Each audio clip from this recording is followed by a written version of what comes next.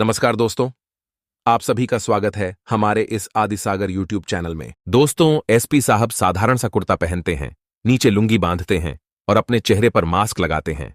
Mask लगाने के बाद वह सीधा थाने के अंदर जाते हैं और वहां के दरोगा से एक लड़की को छोड़ने के लिए कहने लगते हैं। कहते हैं कि आपने इस लड़की को पकड़ा है। यह लड़की बिल्कुल ही निर्दोष है। इसने ऐसा कुछ भी नहीं किया है और आपने बेवजह ही इसको पकड़ कर रखा है। लेकिन जो दरोगा साहब होते हैं वह इस बात से चिढ़ जाते हैं और एसपी साहब के ऊपर ही हाथ उठाने की कोशिश करते हैं। उसके बाद एसपी साहब उसका हाथ रोकते हैं और उसको अपना आई कार्ड दिखाते हैं। दोस्तों, कौन था एसपी साहब और किस वजह से वह थाने में इस लड़की को छुड़ाने के लिए आया था? पूरी कहानी की सच्चाई जानने के लिए वीडियो को अंत तक जरूर देखें। नमस्कार दोस्तों, मेरा नाम है अजय और स्वागत है आप सभी का हमारे यूट्यूब चैनल प्रजाधाम में। दोस्तों, बिहार के पटना में एक शॉपिंग मॉल था, जिस शॉपिंग मॉल की पार्किंग में एक लड़की काम किया करती थी, जिसका नाम था संगीता। संगीता जो कि बेहद ही गरीब घर से है। उसके पिता और उसके भाई स्टेशन पर फलों का ठेला लगाया करते हैं और वह अपनी जीवनचर्या को बिताने के लिए यहां पर काम किया करती है, ताकि थोड़े बहुत पैसे वह भी कमाकर परिवार की आर्थिक स्थिति को मजबूत कर सके। अब उसे शॉपिंग मॉल की पार्किंग के अंदर संगीता को इंचार्ज बना रखा था और वह वहां पर अच्छी तरह से ईमानदारी से अपना काम कर रही थी। तभी एक दिन उसी शॉपिंग मॉल की पार्किंग के अंदर एक लड़का अपनी कार को लेकर आता है और आकर उसे गलत तरीके से पार्क करने लगता है। इसके बाद संगीता उसका विरोध करती है, लेकिन वह लड़का उसे साफ साफ मना कर देता है और कहता है कि मैं इसे पार्क नहीं करूंगा। तो संगीता इस बात का विरोध करती है और कहती है कि अगर आप इस तरह से गाड़ियों को पार्क करोगे तो और गाड़ियों को निकलने में दिक्कत होगी। लेकिन वह लड़का संगीता पर गुस्सा करता है और उसे बुरी भली बातें सुनाने लगता है। अब इसके बाद संगीता जैसे ही उसका विरोध करती है तो वह लड़का अपने एक पुलिस वाले दोस्त को फोन कर देता है। दोस्तों, वह लड़का और कोई नहीं वहां के पूर्व नेता का बेटा था और वह अपने सामने संगीता को कुछ भी नहीं समझ रहा था। इसके बाद उसने अपने जानने वाले दरोगा के पास फोन किया था और फोन करने के बाद उसे बताता है कि यहां पार्किंग में एक लड़की है और वह मेरी कार को यहां पर पार्क करने से मना कर रही है। अब इस बात को जैसे ही वह दरोगा सुनता है, वह दरोगा इस लड़के का अच्छा दोस्त था, तो उसके बाद वह कहता है कि कौन सा मॉल बताया, तो वह उस मॉल का नाम बताता है। तो वह कहता है कि इसी मॉल में तो मैं शॉपिंग कर रहा हूं, तुम बस 2 मिनट दो और मैं अभी आ रहा हूं। ऐसा कहकर फोन कट जाता है और फोन काटने के बाद जो दरोगा होता है वह थाने के अंदर फोन करता है और थाने से कुछ पुलिस वाले एक गाड़ी लेकर वहां पर पहुंच जाते हैं।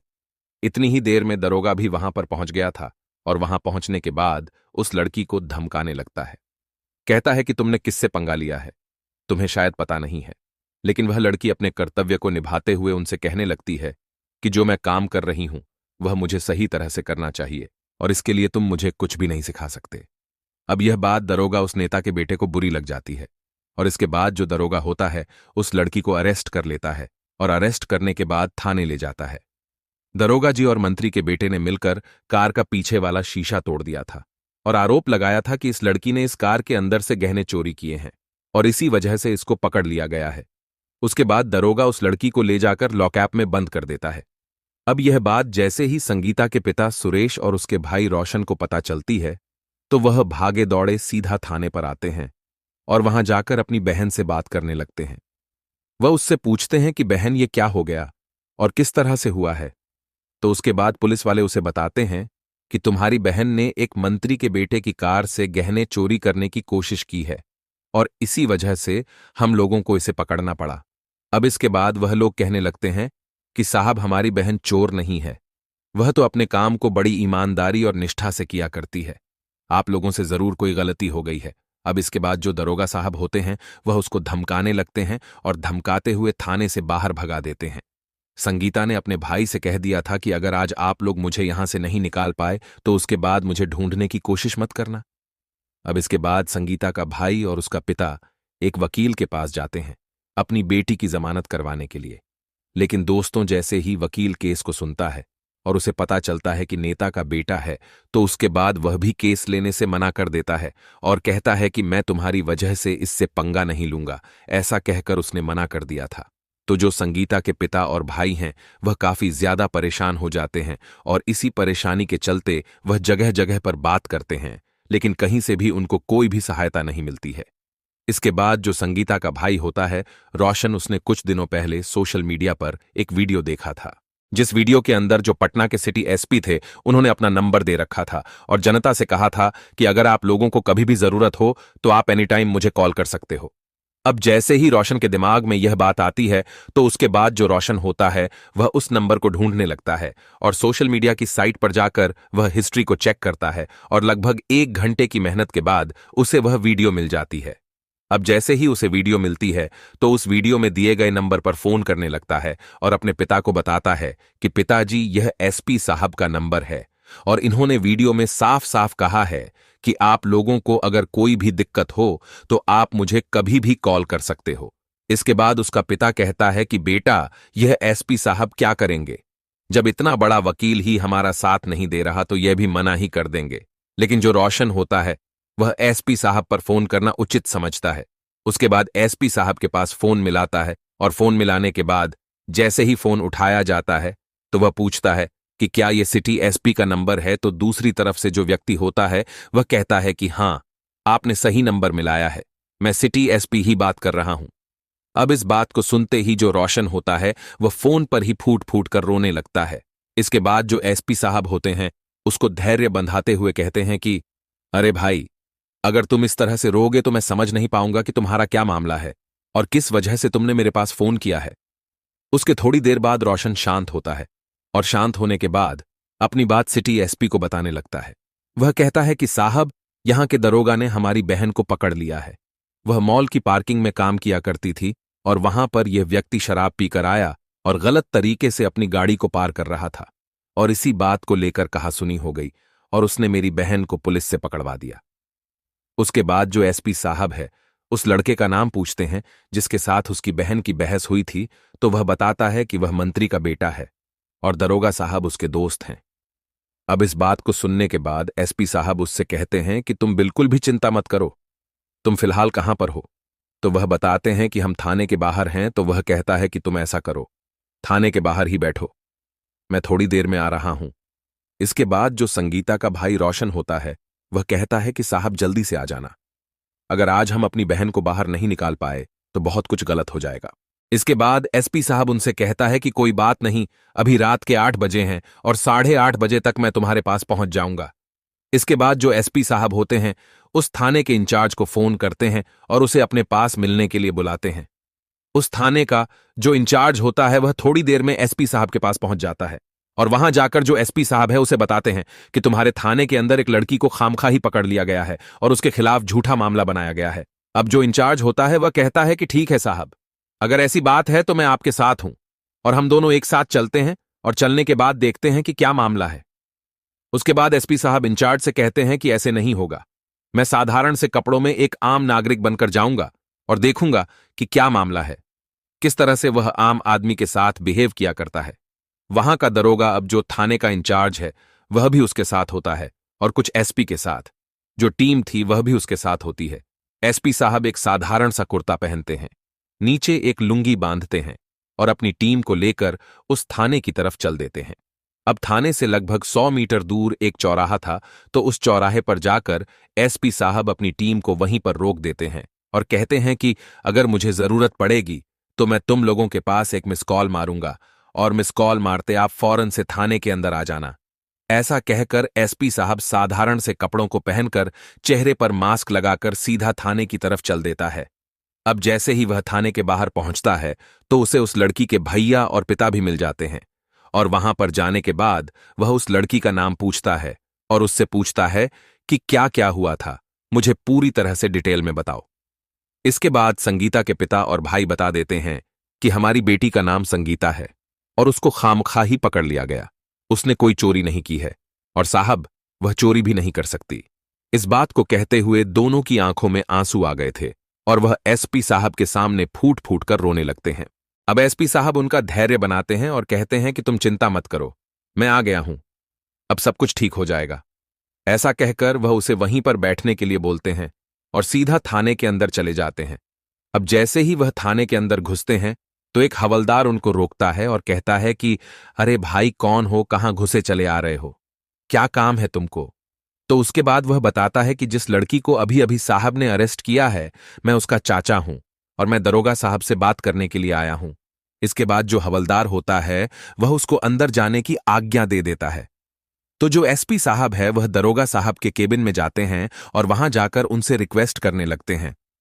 कहते हैं कि साहब, जिस लड़की को आपने पकड़ा है वह बिल्कुल निर्दोष है। उसने ऐसा कुछ भी नहीं किया है और वह ऐसा कर ही नहीं सकती। मैंने अच्छी तरह से इस बात की तहकीकात कर ली है। अब इस बात को जैसे दरोगा साहब सुनते हैं तो उससे पूछने लगते हैं कि तू कौन है भाई। तो उसके बाद वह बताता है कि जिस लड़की को आपने गिरफ्तार किया है मैं उसका चाचा हूं और इसी वजह से मैं उसको छुड़ाने के लिए यहां पर आया हूं। वह पूछते हैं कि तुम क्या काम करते हो, तो वह बताते हैं कि मैं सब्जियों का ठेला लगाया करता हूं बस स्टैंड के पास, और उसी से अपनी जीवनचर्या को बिताया करता हूं। तो पुलिस वाला कहता है कि अब हमारे इतने बुरे दिन आ गए हैं कि एक सब्जी का ठेला लगाने वाला हमें बताएगा कि कौन बेगुनाह है और कौन निर्दोष है। फिर हमारा काम ही क्या रह गया। उसके बाद जो एसपी साहब थे, जो फिलहाल साधारण व्यक्ति के भेष में थे, उनसे कहने लगते हैं कि साहब, ऐसा कुछ नहीं है। अगर इस लड़की ने कुछ गुनाह भी किया है तो भी आपने इसके साथ अच्छा नहीं किया है। अगर किसी लड़की पर कोई मामला बनता है तो उसको रात के समय हवालात में नहीं रख सकते। रात के समय आप केवल उससे पूछताछ कर सकते हो, उसकी तलाशी ले सकते हो, लेकिन इस तरह से हवालात के अंदर कैद नहीं कर सकते। अब इस बात को सुनने के बाद साहब को थोड़ा सा गुस्सा आता है और वह एसपी साहब से कहने लगता है कि तुझे तो काफी ज्यादा कानून आता है, लगता है तुम्हें अच्छी तरह से कानून सिखाना पड़ेगा। इसके बाद एसपी साहब कहते हैं कि इसमें कानून जानने वाली कौन सी बात है। ये तो सभी लोग जानते हैं कि एक महिला कांस्टेबल एक महिला को अरेस्ट कर सकती है और रात के समय तो महिला को लॉकअप में बिल्कुल भी नहीं रखा जाता। आप लोग इसको पकड़कर कैसे ले आए। अब इसके बाद जो दरोगा था वह कहने लगता है कि अरे भाई, इसने बहुत बड़े आदमी से पंगा लिया है और इसको हम ऐसे ही नहीं छोड़ सकते। अगर तुम यह चाहते हो कि हम इसको छोड़ दे तो यह पॉसिबल नहीं है, और अगर ज्यादा कानून झाड़ने की कोशिश करी तो मैं तुमको भी अंदर बंद कर दूंगा और तुम्हारे खिलाफ केस दर्ज कर दूंगा। उसके बाद एसपी साहब कहते हैं कि ऐसा कैसे आप केस दर्ज कर दोगे, मैंने जब कोई गुनाह किया ही नहीं है तो आप मुझे अंदर कैसे कर सकते हो। तो जो दरोगा होता है वह कहता है कि गुनाह तो मैं अपने आप करवा देता हूं और उसके बाद सबूत और गवाह भी तैयार कर देता हूं। अगर तुमने ज्यादा जबान चलाई तो तुम्हें भी अंदर बंद कर दूंगा। तब एसपी साहब उस दरोगा से कहते हैं कि आप ऐसा नहीं कर सकते, आप कानून के रक्षक हो और आप लोगों को यहां पर हमारी सेवा के लिए बिठाया गया है। सरकार आपको तनख्वाह देती है कि आप लोग आम आदमी की समस्याओं को सुलझाएं और उनका अच्छे से निवारण करें। इसका मतलब यह नहीं है कि आप अपनी मनमानी करोगे, आप ऐसा बिल्कुल भी नहीं कर सकते। अब इस बात को सुनने के बाद दरोगा जी को थोड़ा सा गुस्सा आ जाता है और वह फौरन से अपनी कुर्सी से खड़े होते हैं और एसपी साहब की तरफ जाकर उसका गिरेबान पकड़ते हैं और एक जोरदार चांटा मारने की एसपी साहब को कोशिश करते हैं। लेकिन तभी जो एसपी साहब होते हैं वह एकदम से उसका हाथ पकड़ लेते हैं और दूसरे हाथ से अपनी जेब से आईडी कार्ड निकालते हैं और दरोगा साहब के सामने कर देते हैं।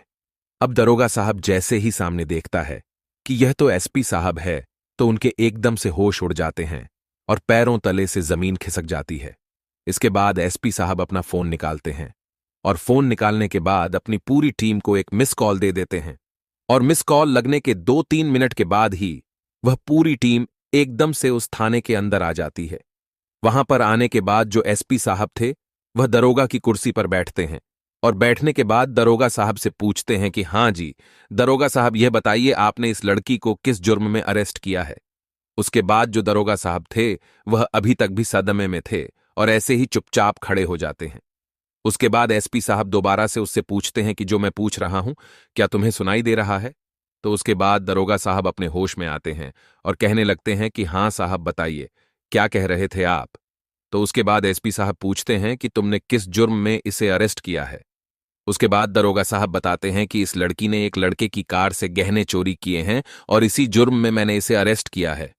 तो उसके बाद वह कहता है कि तुम ये बताओ तुम्हें ड्यूटी करते हुए कितना टाइम हो गया है। तो दरोगा साहब डरते हुए कहते हैं कि 12 साल हो गए हैं साहब। तो उसके बाद एसपी साहब कहते हैं कि यह बताओ तुम्हें 12 साल ड्यूटी करते हुए हो गए हैं और तुम्हें यह भी नहीं पता कि एक महिला को अरेस्ट करने के लिए महिला कांस्टेबल चाहिए होती है, और रात के समय तो महिला को अरेस्ट करके लॉकअप में रखना बिल्कुल भी सही नहीं है, कानून के खिलाफ है। तुम यह सब कुछ भी कर रखा है। उसके बाद जो एसपी साहब होते हैं वह कंप्लेंट रजिस्टर मंगाते हैं। जो उस थाने का मुंशी होता है वह कंप्लेंट रजिस्टर लाता है और एसपी साहब के सामने खोल कर रख देता है।